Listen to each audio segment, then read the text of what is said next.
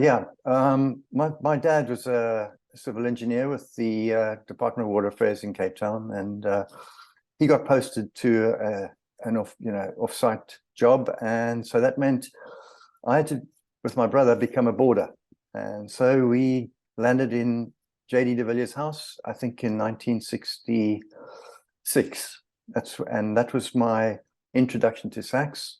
My first interview was with I think Stanley Hunter, the headmaster, a copious smoker and a man who also enjoyed whiskey.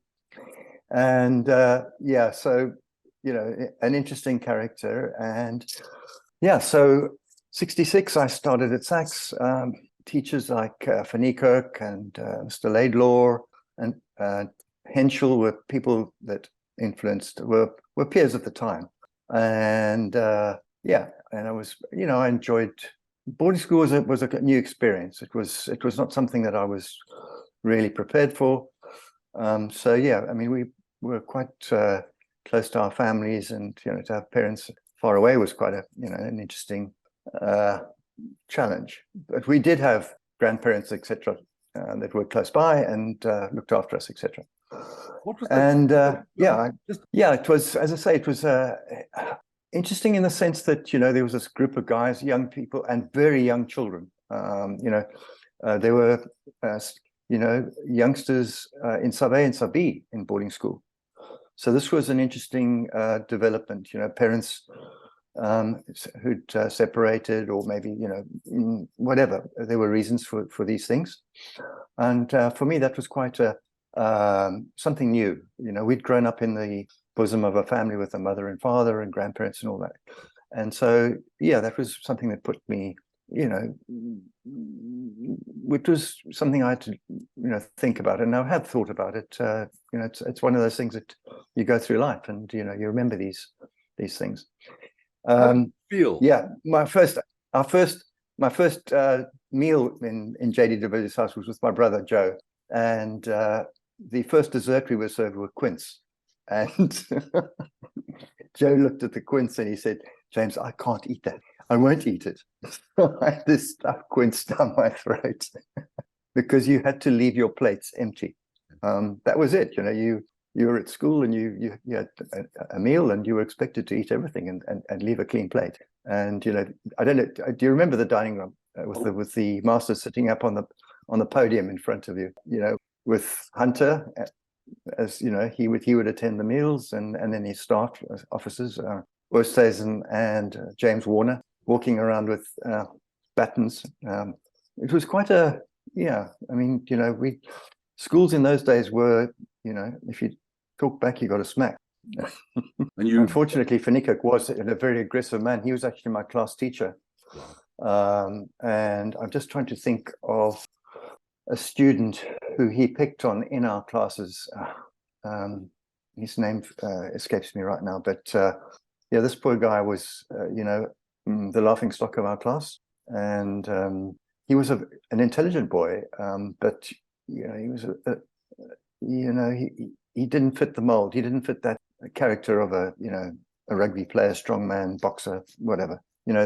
This male kind of pattern that certain people expect you to. And he actually, well, I'll come to him in a minute actually, because carrying on another de Villiers house experience was I started doing judo, and we had a guy called Martin Greenfield in our he was a very good judo student, and I joined the judo club, and we went to a competition somewhere in Claremont. I can't remember the school. It was a night competition. Anyway, so we finished about, I think probably about 10 o'clock in the evening, and there wasn't a bus home. So Martin Greenfield said, "Shit, we got to walk home." So we walked from somewhere in Claremont, maybe an hour from the school, got to the school, everything was locked. We couldn't get in. The doors were locked, the masters were asleep. So we climbed up the I don't know if you remember the rubber tree on the right-hand side of the, we climbed up there and into our dorms. I went to bed, and so that was a memory. Anyway, going back, I mean, I have quite confirm. son 4. Okay. Yeah. Yeah, well, again, I'd lost a year. All this traveling that I did with my parents before coming to South Africa. I started my life up in Malawi, Zambia, and then coming down to the Cape aged about 8 years old. And then fast forwarding to 1966. I was a year behind the average age at that time, I think. So Standard 4 was my entry into SACS in 66. Standard 4. Okay. Yeah, well, again, I'd lost a year. All this traveling that I did with my parents before coming to South Africa. I started my life up in Malawi, Zambia, and then coming down to the Cape aged about 8 years old. And then fast forwarding to 1966. I was a year behind the average age at that time, I think. So Standard 4 was my entry into SACS in 66. Now, I was in Standard 3 in 66. So how do we end up in the same class? And then, well, going forward, so in 1967, in August 1967, I got a virus paralysis, and I was admitted to Groote Schuur Hospital, taken in an ambulance from J.D. de Villiers' house to Groote Schuur. I'd been on a long weekend with a family called the Fergusons, and got a dose of flu, came home on the Sunday night, and started having difficulty passing urine, and phoned my granddad, and they called the doctor. Actually, at that time we were with McEwen. McEwen had taken over as the head of house of J.D. de Villiers' house, and the doctor was, again, I just can't remember his name at the moment, was a father of one of our classmates. It'll come to me in a minute. Anyway, he said, "Oh, no, you've just had you've got a dose of flu. We've been horse riding." He said, "Oh, no, you're just stiff from horse riding." Anyway, fortunately, the McEwens phoned my granddad and said, "Look, James isn't very well." And my granddad came up to see me, and he looked at me and he said, "Shit, no, this is bullshit. Get a specialist physician to come in and give me a second opinion." And he sat there, and the doctor's second opinion came in, looked at me, called an ambulance, and said, "Right, this guy's probably not going to be breathing within the next foreseeable future." And so I was sent to Groote Schuur age, whatever I was, and spent 3 months there, paralyzed I was on a respirator for probably 6 weeks, something like that, and gradually started recovering. But that was an interesting experience because I met Chris Barnard. It was the year of the heart transplant, and Louis Washkansky was a patient in my ward A1 of Groote Schuur Hospital. And so these are things that have, they're part of my life and, part of my DNA now. You were there recovering months? Yeah, I can't remember the exact date, but it was around about the 7th of August I got ill, and I left about the 10th of December, just before the second Chris Barnard's second hospital, which was Bleiburg, if you remember that. I think. Well, I couldn't speak for 6 weeks because I had had a tracheotomy with a respirator stuck into my. So for the first couple of weeks, it was total paralysis. Doctors coming in. I had on a Saturday morning. It was really interesting. I had the whole of the medical profession coming in to look at me and stand around my bed. I had a wonderful, wonderful doctor called Helen Brown, who was my physician. And sorry, it's a bit emotional, but yeah. I'm sure. Well, those are the interesting. Yeah, at that age, I didn't. There wasn't any of that. That didn't come. There was this. Lots of the guys from the boarding house. Michael Clerk was one guy who used to come visit, bring me comics and stuff like that. But in terms of what had happened, I didn't really rationalize that at all at the time. I don't think. There was this idea that I would recover. I wasn't told. I think I was. The doctor, Helen Brown, said, "Look, there's a possibility that you're going to recover something, but you may recover nothing." And so, and it was a progression. So she said, this is the doctors were saying, "Well, you've got a year ahead of you to And so it was intensive physiotherapy. So I left hospital, recovering slowly in a wheelchair. My parents took me home. That meant that my parents had to come back to Cape Town because to look after me, basically. So I then became a non-student at SACS for a year. And I went to Cork Bay Junior School, which now had the headmaster of our friend Van Kirk.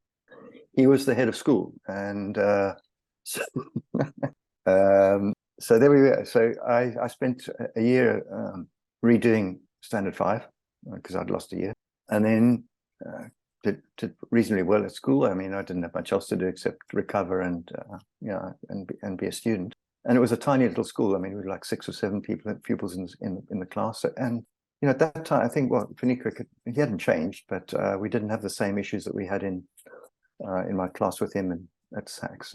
He was now a responsible guy, and certainly my relationship with him was simply he was our class master. He took us for all our subjects. And then back to SACS in 1969 it would be. So 68 was out of SACS back. So then that's why we're in the same class, because I lost a year and you guys all jumped. You all leapt. Yeah. So I left you behind in standard 4 or whatever you were, and rejoined you. Well, I was coming to high school, so it was the adventure, the same in the sense that, but I was. I mean, the interesting thing was I'd gone through an experience which you guys, without any prejudice, I'd grown up, and in fact that was something that actually dominated my tenure at SACS. I didn't, so I wasn't kind of, it wasn't like I think soldiers had the same experience. If you've been to war and you come back and you try and tell people what happened, you can't. No.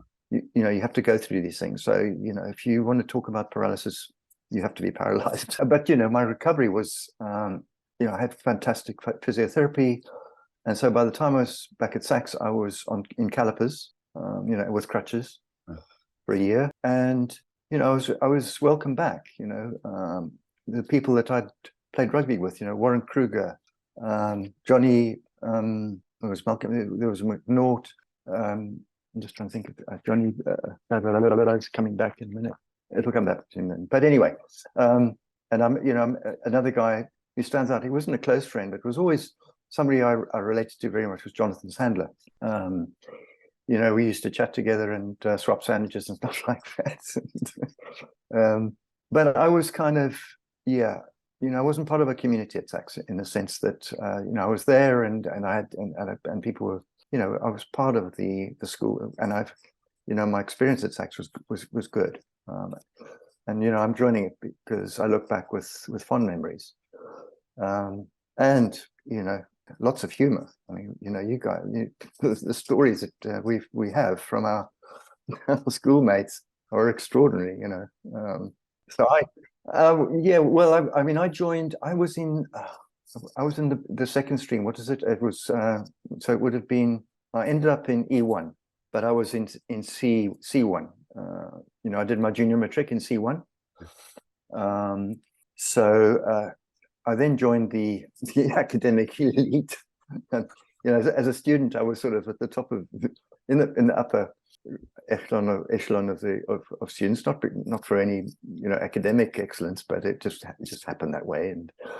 And then I joined E1, and my classmates were Mark Fittston and Mike Canty and Hugo.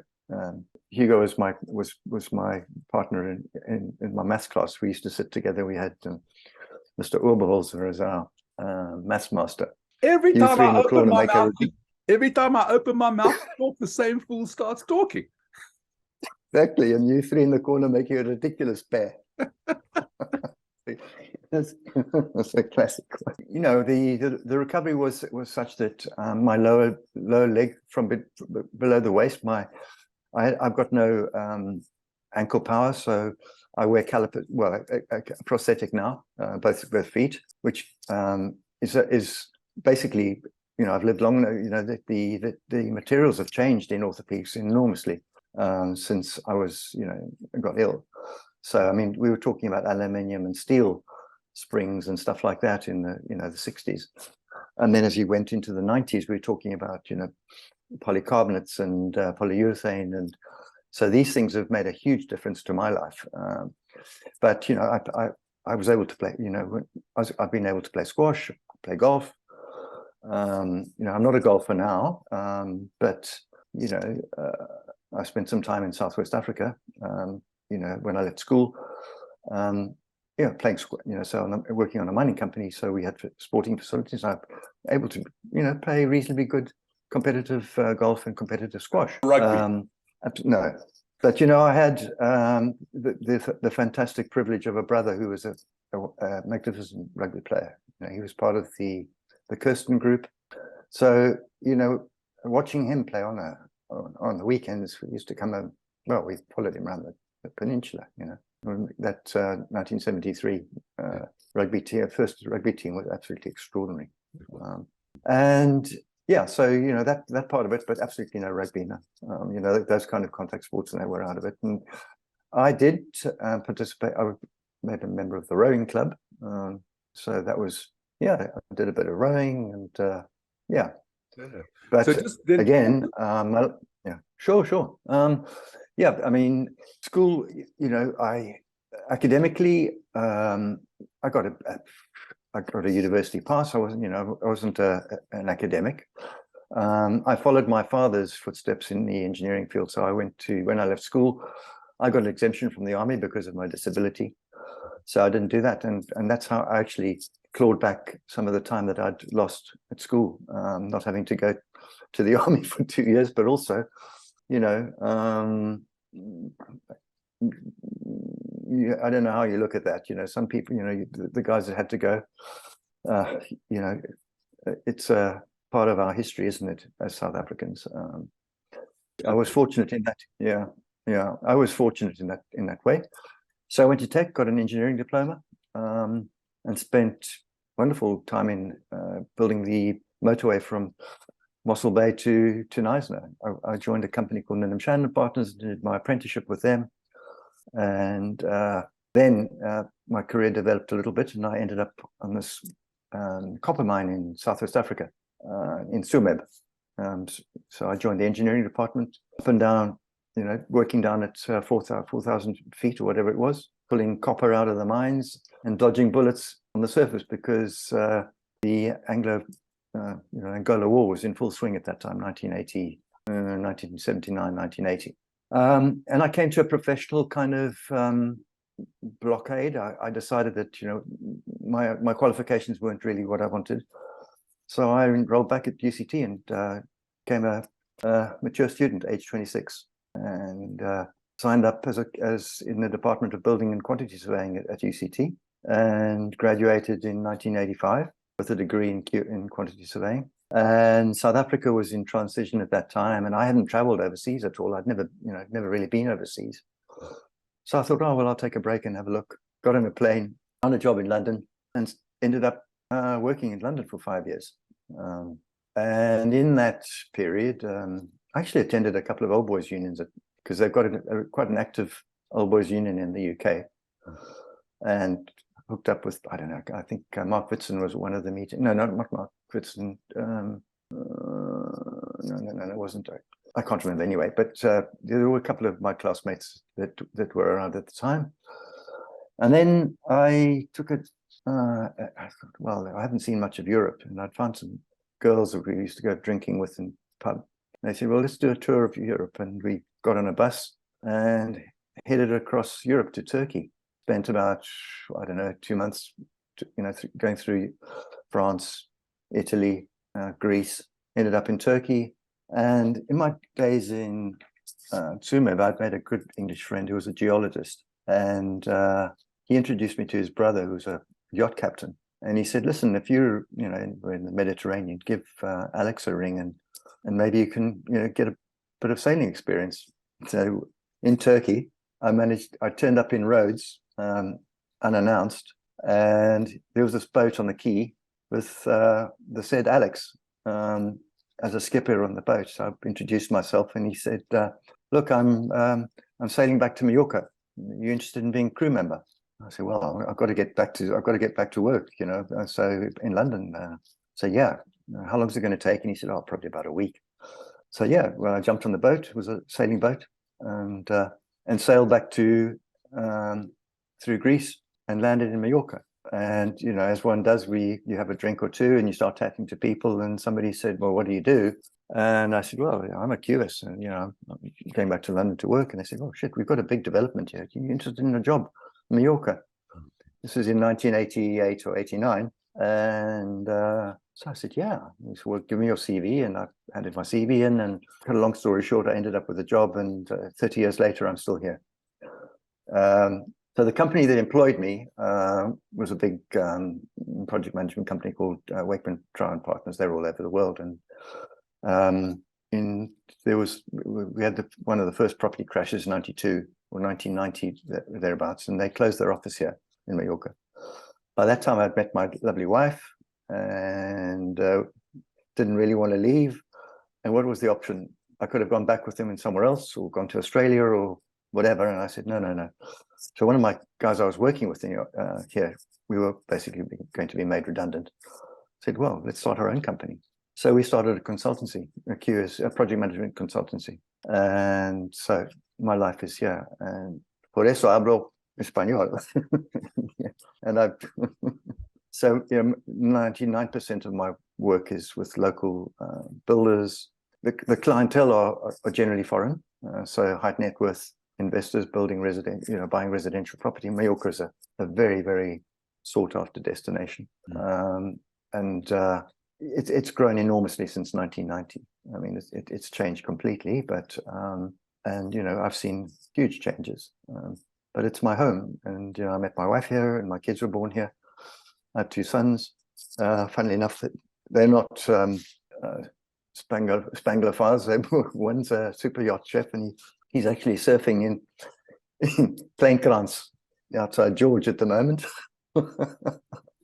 And the other one is a renewables engineer, and he's in Nottingham, and he's working for a consultancy there, writing code for a company building wind turbines. So we don't see too much of our kids, and no grandchildren at the moment, but they're young. I mean, my first boy was born when I was 40, and Tom, the second one, was 43. So they're 25 and 28, quite young.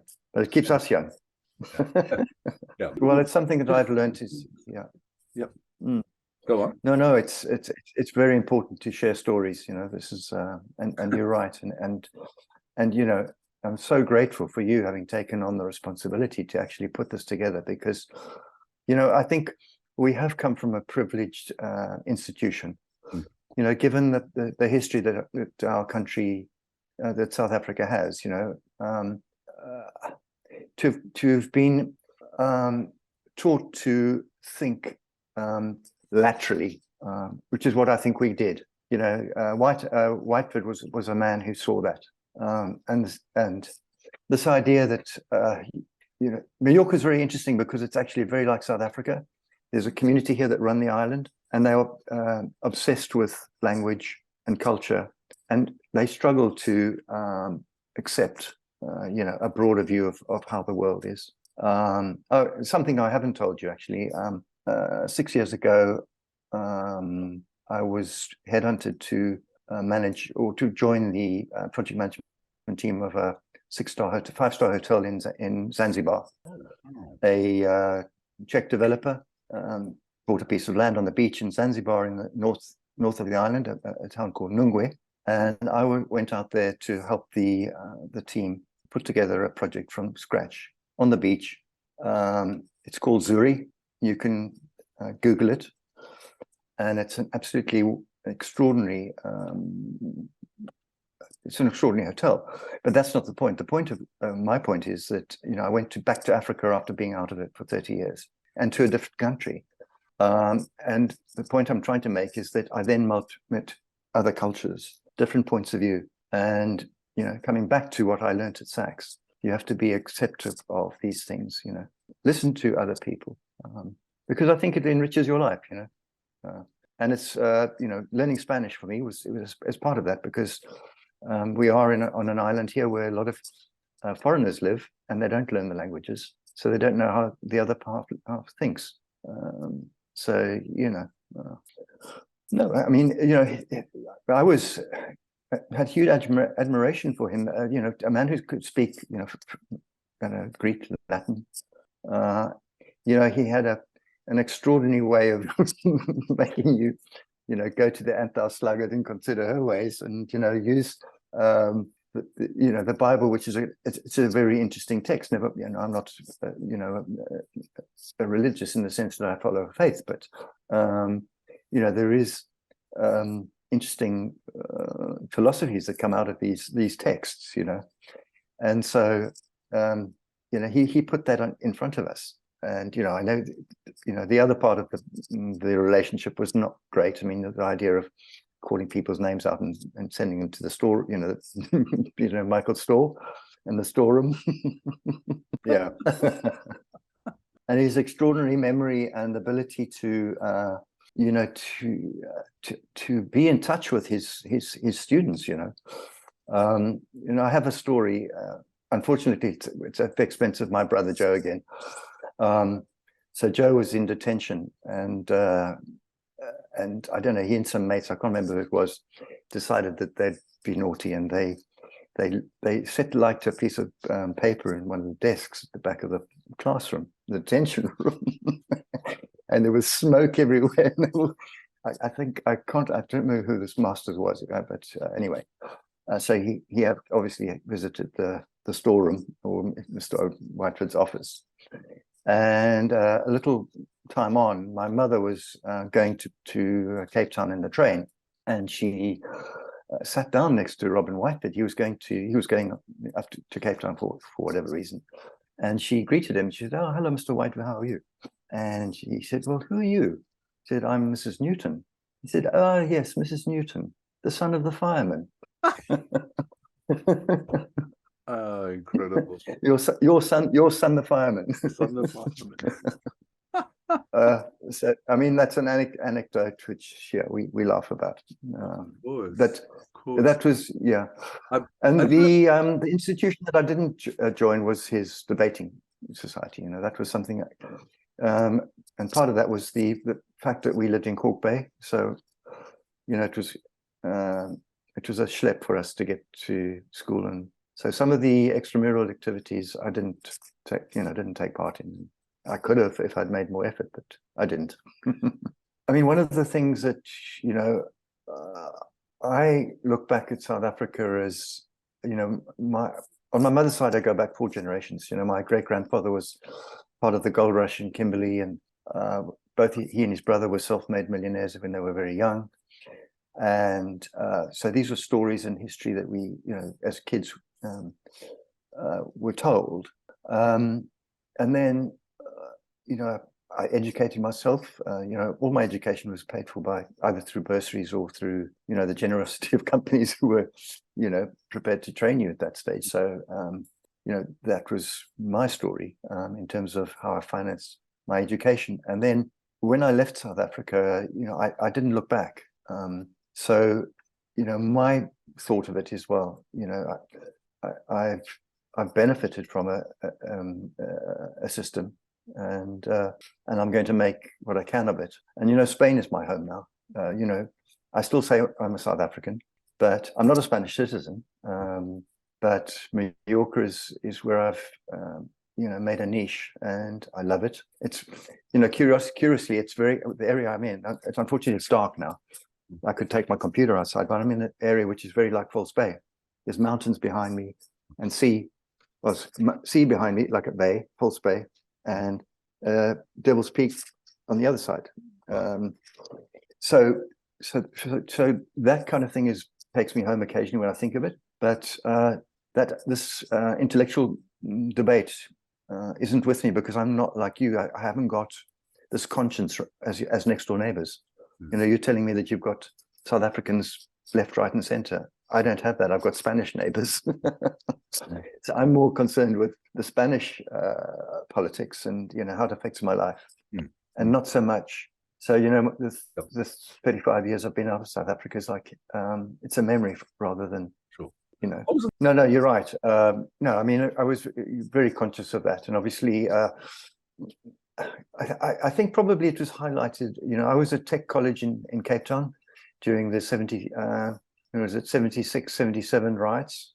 We were gassed. We were going home and thinking about what was going on and how change had to happen. But I was never a political animal in the sense that I wanted to become, confrontive. But in our family, we were, my mother would always say that we have to have respect everybody, irrespective of color, and that was always something. And reading the history of SACS, which is always, to me, is extraordinary. It was a multiracial school in 1900s. It was multiracial. So that if you look at the Cape Parliament had coloured politicians. Until the Union, until the transition at the end of the Second World War, when the governments struck deals. The Cape Province, was an independent, was a liberal province, and SACS had pupils of colour. Do you have any? I mean, you have to. I don't have any. I mean, you must ask for some confirmation, but it was an open school, and segregation didn't come until 1948 in lots of places. Oh, correct. I mean, I'm not an expert on South African history, but once the Nationalist Party got in, that was when segregation really started getting heavy. And I always thought to myself, well, why can't this be the same everywhere? And then my brother's a fisherman, oh, really? And these Joe, that's his. Well, my youngest brother Tim is also a SACS boy. Yeah, he's a master baker in. He baked the restaurant in Noordhoek. What's it called? The Village, something like the Village, the Food Barn. Over the years, which was like every 2 or 3 years, or 4 years. My parents have passed away now, so probably going to be less and less. When I was working in Tanzania, we spent there 4 years, 4 Christmases. So I had 4 visits between 2015 and 2018. Other than that, not really. On the Zanzibar project, absolutely, yeah. It was the center of slavery. I mean, the Omanis owned it, and they ran the slave empire from there. From there, they went into Africa and collected people and shipped them all around the world. Those prisons and caves. It's an interesting. The island is very. It's a limestone. You've got these underground caves which they hollowed out and turned into holding spots for people. And then it was a British coming off point for it was a strategic place during the British occupation. Colonial times. Yeah. Livingstone kicked off his exploration into Africa from there. So there's the Livingstone Bar, and Eddie Mercury talked from there. There's a museum. There's an Eddie Mercury museum. Yeah. But an interesting place. My wife joined me for part of the time I was there, and we had a really nice time. Yeah, met some lovely people. I can imagine. Wow. Mm. Wow. It's very popular with South African tourists.